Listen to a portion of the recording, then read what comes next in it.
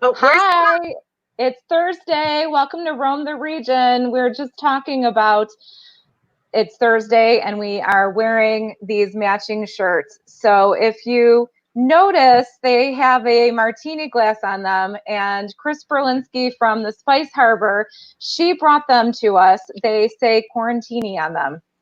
Quarantini.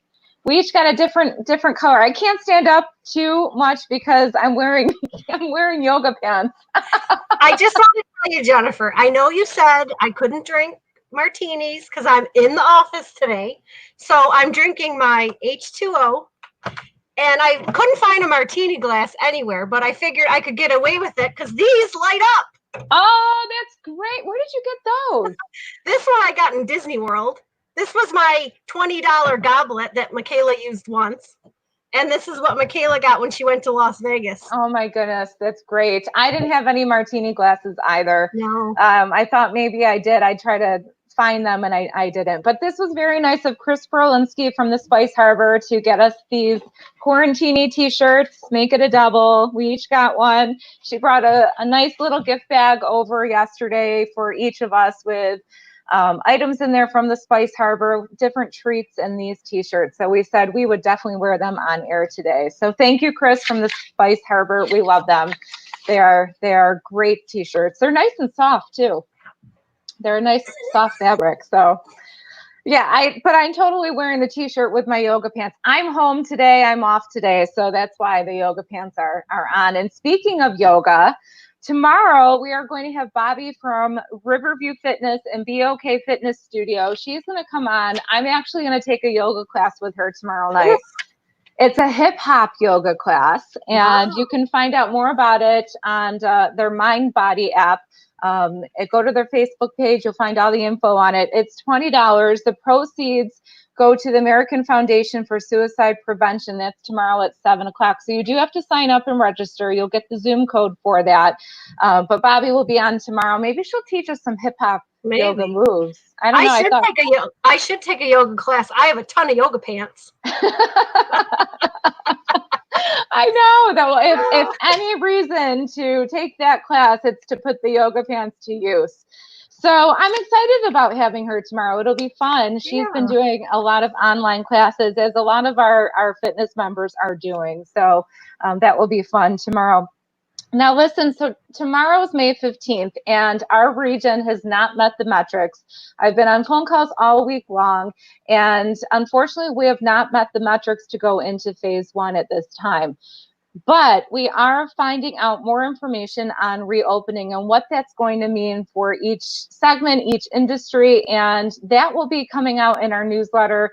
I'm hoping to get that out later today, if not today, by tomorrow morning. So we did get more information from the state. It was just sent to me a little while ago on going to their website, the state website, and finding some of the information that you're going to need once it's time for reopening. So look for your member newsletter, and hopefully we'll have all that information on there by end of day today, if not by early morning. Also on our website, NiagaraRiverRegion.com, we have an entire COVID section on there with different links for business resources, community resources, businesses that are open, businesses that are closed, and things just as they're coming along, we throw them right up there.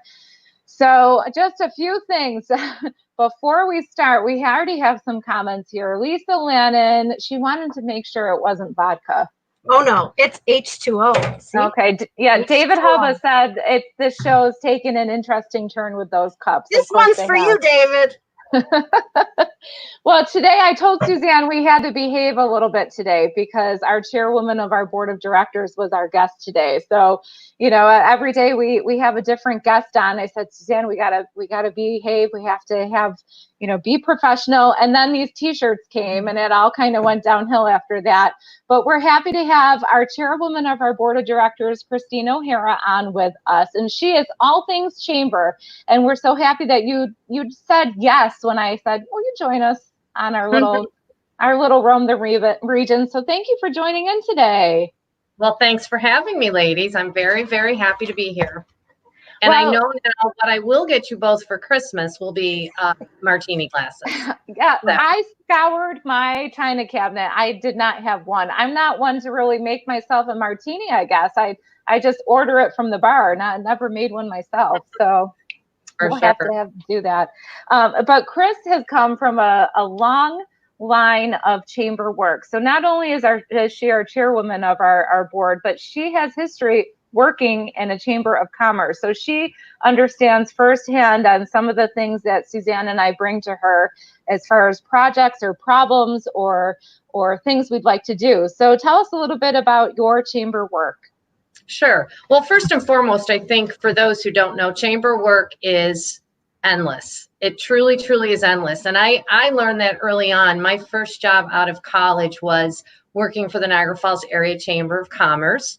I was very honored to work for the late Chuck Steiner, who was the president and CEO for a very long time there, right out of college, and Fred Queso, who was a past board member here, and also just retired from Mount St. Mary's Hospital. So I worked very closely with them for about 8.5 years right out of college.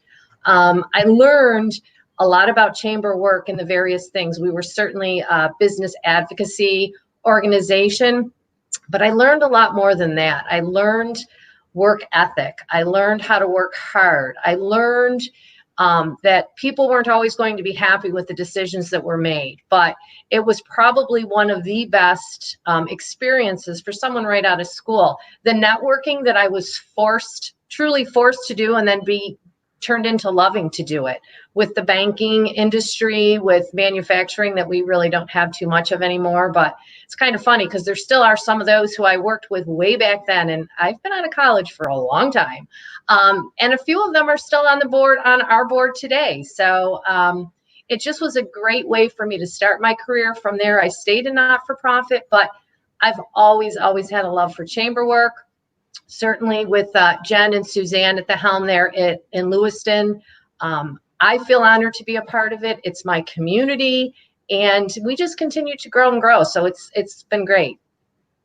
Well, thank you. I know having somebody at our leadership with that experience and knows a little bit more in depth of what working for a chamber is definitely helps with us when we're able to move this organization forward. So speaking of that, you are at the helm of our board of directors. You are the one who leads this group into helping us govern what the chamber does and how we do it. So tell us a little bit about the board and you leading the board and what it's been like.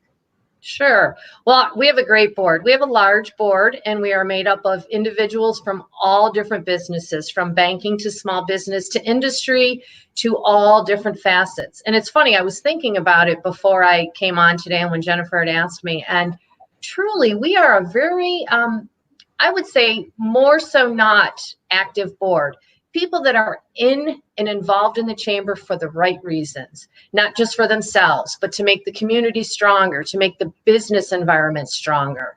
You know, we work together. We don't always all agree, but we have made some great strides in the last couple of years, I think, just with, really positioning ourselves, quite honestly, to be able to be where we are today, which I'm sure, Jennifer will refer to that. But working with a board that is large can be challenging at times, but the way we've been able to break it up into groups, people working in areas that they feel comfortable with, working with Jennifer and making sure that we're able to provide for her what she needs to make this organization even stronger. So we're very, very fortunate to have, a 2-man staff at the chamber, a 500-person board. No, it's not quite that many, but a very large board. And we do all work together for the benefit of the greater Niagara region.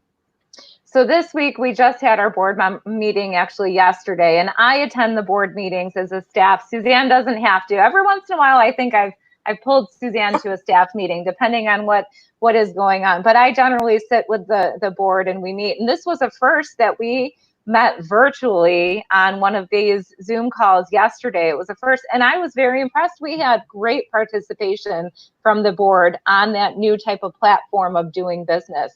It was very interesting to see how people were able to kind of harness the energy and still give input and give advice on the direction of the board. So it's been a great way. This has been a great tool. I think we're going to see this type of meeting a little bit more, most likely with our board, maybe more for smaller committees and things as we get back to a new normal.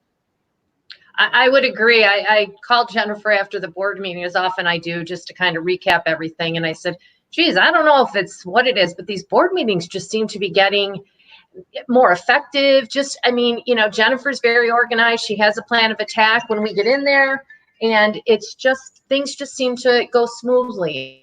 One of the things that we did this year that's helped is to break us into committees. So when we come aboard, the leader of that committee is there to report on what's happening. And obviously some of the committees aren't working the way they used to, just based on our situation now. But really, we're able to get in there and get out. We start at 8:15.